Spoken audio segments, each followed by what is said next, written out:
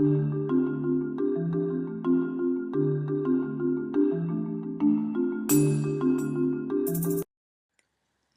voici sur YouTube, hein, qui est devenu en quelques années le principal média vidéo de la planète, parce que c'est hallucinant de voir le nombre de vidéos qu'il peut y avoir sur YouTube.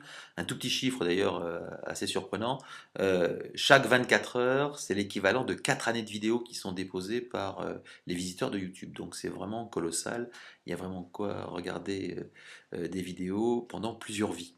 Alors, tout d'abord, bien entendu, il va falloir trouver des vidéos sur YouTube. C'est donc une banque de vidéos sur laquelle on peut faire des recherches. Et là, on a un moteur qui nous permet de trouver rapidement des vidéos. Imaginons par exemple qu'on veuille trouver une vidéo sur un acte, par exemple, de fin d'année, ouvrir des huîtres. Eh bien, on va trouver forcément, à un moment ou à un autre, des gens qui ont eu cette idée, qui l'ont publiée et qui ont mis un certain nombre de choses. Donc là, on a plusieurs vidéos qui sont évaluées d'ailleurs. On a aussi le nombre de personnes qui l'ont vu, donc qui permet de voir aussi le niveau de célébrité de chacune des vidéos et le niveau de jugement de chacune de ces vidéos et la taille. Donc là, ici, on voit par exemple qu'il y en a une à 43 secondes. Donc là, savoir ouvrir une en 43 secondes, ça vaut le coup. On peut ouvrir cette vidéo, on peut commencer à la regarder.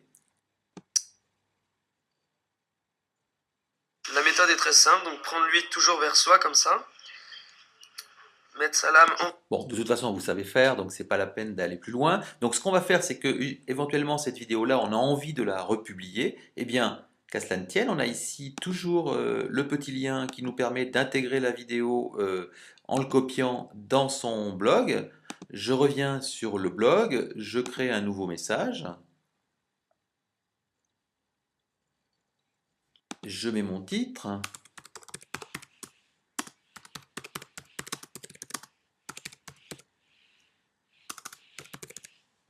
Je colle le contenu que j'avais récupéré sur YouTube et je publie ma vidéo. Ma vidéo maintenant est sur mon blog. J'affiche le blog.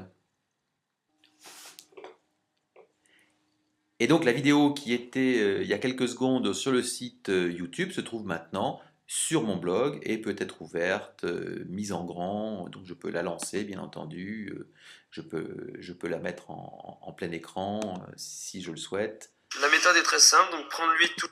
Voilà, donc là j'ai récupéré ce contenu. On revient sur YouTube.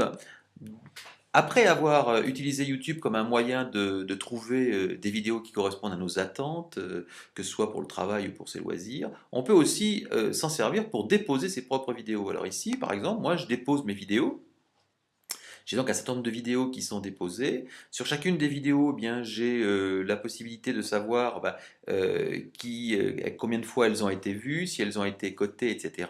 Et je vais surtout avoir la possibilité d'en rajouter d'autres. C'est-à-dire qu'on peut bien entendu, à partir de YouTube, ajouter des vidéos. Et ça, on va pouvoir le faire de deux manières. Soit on a fabriqué sa vidéo avec son caméscope, on a fait le montage, et à ce moment-là, on pourra la charger et envoyer le fichier vidéo en utilisant cette fonction qui est ici, soit on pourrait directement enregistrer depuis une webcam, depuis la webcam de son ordinateur, et à ce moment-là, lancer son enregistrement directement afin de le publier dans la foulée.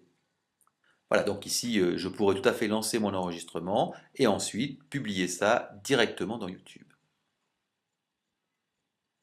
Dernier point très important dans YouTube, c'est qu'on dispose d'une richesse pour arriver à qualifier ces vidéos qui est très très importante. On va ici rentrer en modification d'une vidéo par exemple qui avait déjà été publiée.